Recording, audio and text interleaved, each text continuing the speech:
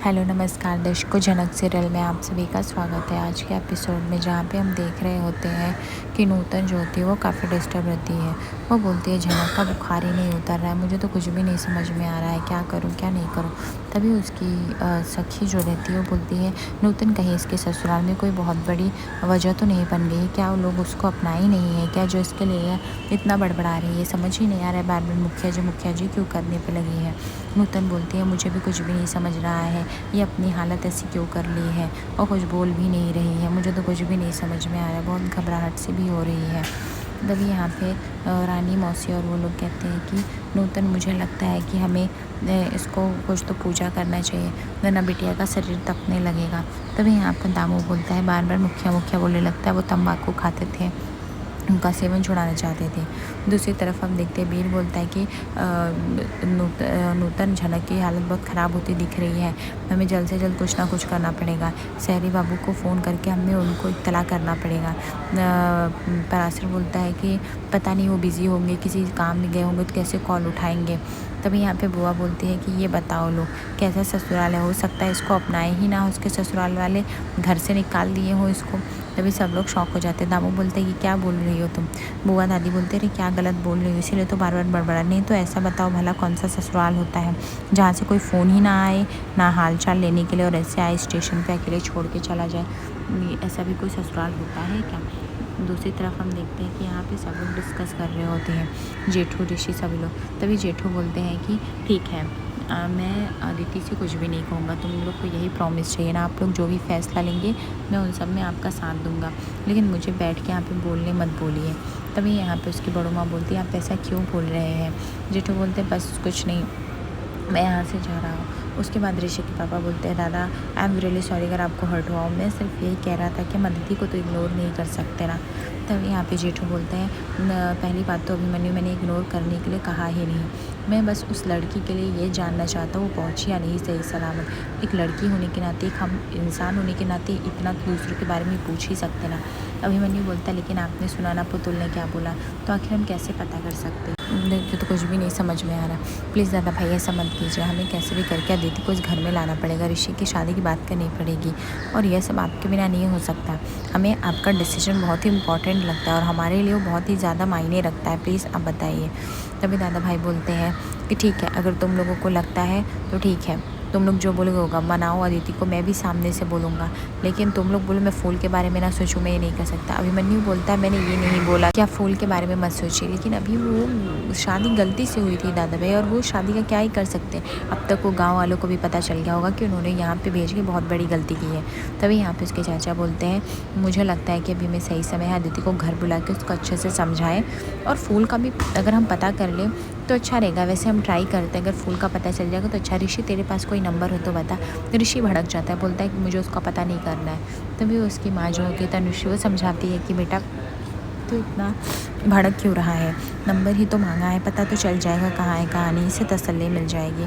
तभी यहाँ पे उसकी बड़ो माँ बोलती, हाँ और वैसे भी तेरे दादा भाई को फूल से बहुत ही ज़्यादा लगाव हो गया था ना बेटा, हमेशा चाय पानी आगे पीछे घूमती रहती थी, तो अगर वो चाहते हैं तो बताने में क्या ही हर्ज है। उसके बाद दादा भाई बोलते, नहीं नहीं बेटा, तुम्हें जब नहीं पता करना नहीं मन है तो मत करो, मैं सिर्फ जानना ये चाहता था फूल पहुँचे नहीं, अगर तुम्हें उसमें भी दिक्कत हो रही है तो कोई बात नहीं, तुम हमें नंबर दे दो, हम बात कर लेंगे क्या है क्या नहीं, हमें सच तो पता चलेगा, पता नहीं वो बच्ची कहाँ है किधर है। इसलिए उसके साथ तुम नाइंसाफ़ी कर रहे हो, क्योंकि वो एक गरीब घर की लड़की है, क्योंकि वो ज़्यादा पढ़ी लिखी नहीं है, वो कभी कुछ बोलेगी नहीं, वो इतने दिनों तक घर में थी, लेकिन तुम्हारे शादी के सच के बारे में बता सकती थी, लेकिन नहीं बताए। जब देखो तुम जहाँ भी गए उसका इंसल्ट करते रहे, अगर तुम्हारी इसमें गलती नहीं तो उसकी क्या गलती थी, अगर तुम्हारी ज़िंदगी बर्बाद हुई तो उसकी भी बर्बाद हुई। अगर कोई बोल नहीं रहा है, सीधा साधा इंसान है, तो इसका मतलब ये नहीं ना कि वो कुछ कहना नहीं चाहता। जेठू माँ जो होती है बस बात को संभालते रहती है, देख ऋषि गुस्सा मत हो, फूल भी अच्छी ही लड़की है, बस दादा भाई उसको बेटी मानते थे, उसका ख्याल रखते थे, उसे पढ़ाते लिखाते थे, तो उनके दिल में सॉफ्ट कॉर्नर है उसके लिए, तो उनके यहाँ भी कहना गलत नहीं है। ठीक है। तभी यहाँ पे छोटी काकी बोलती हो सकता है फुल गाँव पहुँच गई हो। अभिमन्यु बोलता है दादा भाई वो सब पता चल जाएगा हमको फुल गाँव पहुँची या नहीं, लेकिन हमने और भी तो बातें सोचनी है।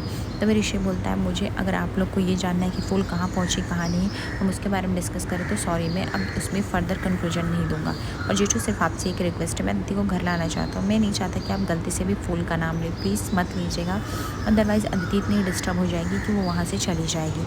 तभी यहाँ पे जेठू बोलता है अगर तुझे लगता है कि मैं फूल का नाम लेकर उसका मूड ख़राब करूँगा तो डोंट वरी, मैं ऐसा कुछ भी नहीं करने वाला ऋषि। तू जब तक नहीं कहेगा तो मैं फूल का नाम क्या उसका जिक्र भी नहीं करूँगा, सिर्फ आने दे अदिति से वही बात करेंगे, इतनी तो समझ है मुझे। लेकिन बेटा जो तू कर रहा है वो सरासर गलत कर रहा है। तू उस बच्ची को उस हाल में छोड़ दिया और तुझे कुछ भी फिक्र नहीं। तभी यहाँ पे ऋषि बोलता है वो पहुँच गई होगी, छोटी बच्ची नहीं है, बस में बैठ गई थी, और बच्ची होती तो पीछे पीछे नहीं चली आती। दादा भाई कहते बाकी तेरी मर्जी, लेकिन मैं अपनी बच्चे के साथ गलत तो नहीं ही होने दूंगा। ऋषि जो होता है काफ़ी डिस्टर्ब दिखाई देता है, उसको लगता है उसके घर में एक अलग ही बखेड़ा चल रहा है। यहाँ पे झनक बोलती माम ने फिर से शायद नहीं जाना चाहती, प्लीज़ मुझे मत जाने दो माँ मेरी जान जा रही है, प्लीज़ अम्मा कुछ मेरा ख्याल रखो। नूतन बोलती है ऐसा क्यों कह रही है, वहाँ नहीं जाना चाहती, क्या किसी ने इसके साथ कुछ गलत किया और बार बार दीदी दीदी माफ़ी किससे मांग रही है, कुछ भी नहीं समझ में आ रहा है हमको तो। तभी यहाँ पे पराशर बोलता है अरे बताओ क्या हुआ है क्या नहीं। मैंने तभी नूतन बताती है कि दीदी वो जिससे शहरी बाबू की शादी होने वाली थी उनसे नहीं हुई रहेगी, इसीलिए शायद झनक अपने आप को गिल्टी महसूस करके बोल रही है, और वो होना भी चाहिए।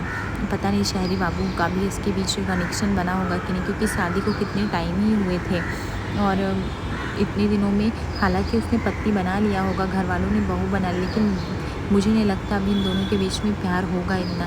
तभी यहाँ पे उसकी सखी बोलती क्या रे नूतन तू कितना सोचती है, देखा बताया ना झनक बिटिया ने शहरी बाबू कितना ख्याल रखते, फिर भी तू सोच रही है। झनक को अपनी चीज़ें याद आने लगती कि कैसे उसे अनिरुद्ध शादी करके अपने घर में ले गया था और किसी ने भी उसको अपनाया नहीं था। झनक का डर सताने लगता है नूतन को। नूतन बोलती है कि पता नहीं मुझे कुछ भी नहीं समझ में आ रहा है। सारी उसकी सहेलियाँ कहती तू खामखा इतनी परेशान हो, कितना सब कुछ सोच रही, हमारी झनक है ही इतनी प्यारी कि सब लोग उससे प्यार करेंगे, और उसके मुखिया जी ससुराल वाले भी प्यारे हैं अच्छे हैं, लेकिन यहाँ पे दिक्कत ये है कि इसकी तबीयत ख़राब होती जा रही है। अगर हम सही समय पे इसको लेके नहीं जाएंगे अस्पताल तो उसके घर वालों को क्या बोलेंगे। नूतन जो होती है पराशर को बोलती है इसका बुखार तो बढ़ता जा रहा है, ठंडी पट्टियाँ भी रख दी, दवाई भी दे दिया, कुछ असर नहीं हो रहा है, समझ में नहीं आ रहा है। पराशर बोलता है नूतन तुम चिंता नहीं करो, मैं शहरी बाबू को कॉल करके एक बार दामाद जी को बता देता हूँ। जैसे ही पराशर कॉल करने लगता है नूतन पीछे से आती है और बोलती है कि प्लीज़ आप कॉल लगाइएगा, लेकिन ये मत बताइएगा जनक का तबीयत बहुत ज़्यादा ख़राब है, आप सिर्फ बोलिएगा कि थोड़ा बहुत ख़राब है, फीवर आया है तो आप उसको हॉस्पिटल लेके जा रहे हो, वो आ जाए देखने के लिए। पराशर बोलता है हाँ ठीक है मैं बोल दूँगा नूतन, तो चिंता मत कर। उसके बाद हम देखते हैं यहाँ पे ऋषि को कॉल आता है पराशर का, बट पराशर कॉल को ऋषि कॉल को कनेक्ट कर देता। तभी यहाँ पे पराशर बोलते पता नहीं क्यों कॉल कट हुआ, जैसे लगा ही नहीं। तभी यहाँ पे नूतन बोलती हो सकता है बिजी, एक बार और लगाओ। एक बार और लगाते हैं तभी पता चलता है फ़ोन स्विच ऑफ हो गया। पराशर बोलता है पता नहीं क्यों भी लगता है कनेक्ट नहीं हो रहा है, गाँव में तो नेटवर्क का कोई इशू है, समझ में ही नहीं आ रहा है कुछ। यहाँ पे झनक अचानक से उठती है और अम्मा अम्मा कहने लगती है। तभी यहाँ पे नूतन तुरंत आती है, उसको गले से लगा लेती है, बोलती है अम्मा प्लीज़ हमको नहीं जाना, हम मर जाएंगे अम्मा, हमें नहीं जाना है, हमको तुम्हारे पास ही रहना, तुम्हें छोड़ के नहीं जाएंगे। नूतन जो होती है उसको संभालने लगती, बोलती हाँ बेटा तुझे कहीं नहीं जाएगी, तू मेरे पास ही रहेगी, शांति शांति रख, कोई भी नहीं है तेरे आसपास, हाँ एकदम शांत रह, कुछ भी घबराने जैसा नहीं है। तभी यहाँ पे जो गांव की सहेलियाँ बोलती है कि पता नहीं इस बच्ची को क्या हो गया, इस तरह से घबराने लगी है, नूतन कुछ ना कुछ जल्दी करना पड़ेगा। उसके बाद नूतन जो होती है वो गांव देवता के लिए पूजन के लिए सभी लोग हवन के लिए बैठ जाते हैं, और यहाँ पे उसकी सहेली बोलती देख नूतन तू चिंता मत कर, झनक सही हो जाएगी। नूतन बोलती कल ही तो आई, कितनी खुश थी, कितनी अच्छी थी, और आज देखो क्या हो गया, मुझे तो डर लग रहा है, हम उसके ससुराल वालों को क्या बोलेंगे, क्या मुँह दिखाएंगे अगर किसी ने कुछ भी बोल दिया तो। तभी यहाँ पे उसके घर वाले बुआ मुझे बोलते हैं कि क्या बोलोगे, क्या घर वालों को चिंता होती तो फ़ोन करते, कोई चिंता नहीं है, तुम्हारी बेटी लगता है भाग के आई है या लगता है उसको निकाल दिया है घर से। तभी यहाँ पे नूतन को एक और शौक लगता है। पराशर बोलता है अरे इसका बुखार कम नहीं हो रहा है, कुछ ना कुछ जल्दी करना पड़ेगा, बीर दामू जल्दी जाओ डॉक्टर को बुला के लाओ। तभी यहाँ पे नूतन बोलती है कि बुआ कम से कम आज के दिन तो शुभ बोल दीजिए, मेरी बच्ची मौत से लड़ रही है और आपको ये सब सोचने में लगी है। कभी बुआ बोलती है अरे क्या गलत बोल रही हूँ मैं तुम्हारे बारे में। तभी यहाँ पे कनका भी बोलती है और वैसे भी हमने ज़बरदस्ती शादी कराई थी, तो क्या पता उन लोगों ने खारिजा कर दिया हो, इसलिए झनक की ये हालत हो गई हो, कुछ भी हो सकता है इसके साथ। तभी यहाँ पे रानी झनक की जो सहेली होती है यानी नूतन की, वो बोलती है कि ये सब क्या फालतू बकवास कर रहे हो तुम लोग, आज के लिए अपना मुंह नहीं बंद कर सकते हो तुम लोग, शुभ काम में भी तुम लोग को टांग अगाड़ा है ना। बुआ दादी तुम बुढ़िया गई हो, सटक गई हो, फिर भी फालतू बातें कर रहे हो। उस बच्चे के लिए कुछ तो अच्छा प्रार्थना कर लो जिससे बच जाए। तुमको नहीं लगता है कि तुमको कुछ करना चाहिए? वो बच्ची बुखार में इसलिए कुछ भी बड़बड़ा रही है, जैसे वो ठीक होगी देखना उसके ससुराल वाले आएंगे लेके जाएंगे, लेकिन तुम सबको इससे क्या ही फ़र्क पड़ना है। तभी बुआ दादी बोलते अच्छा तो तुम लोग को हमारी जवान बहुत गंदी लग रही है, खुद को भी पता है ना तुमको तुम्हारी बिटिया कैसी है, झूठी तो नंबर 1 है ही वो, उसने क्या ही लिया है उसका। कंका बोलती हाँ नूतन, और वैसे भी शहरी बाबू ठहरे बड़े पुलिस अफसर, उनका क्या ही भरोसा, वो क्यों ही रखेंगे गांव के लड़के, क्यों ही अपनाएंगे।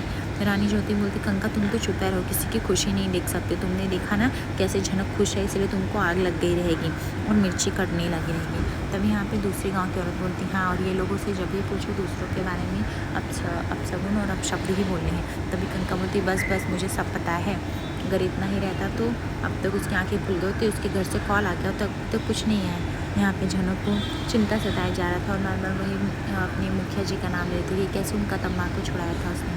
यहाँ पे गाने बोलते मुखिया मुखिया किसको बोल रहे हो, तम्बाकू तम्बाकू। पराशर बोलता है अभी बताया ना उसने, कोई तो मुखिया जी उसके बड़े ससुर हैं, तम्बाकू खाते तो छुड़ाया था बिटिया ने, बहुत लगाव हो गया था उसको लगता है, इसलिए बड़बड़ा रही है।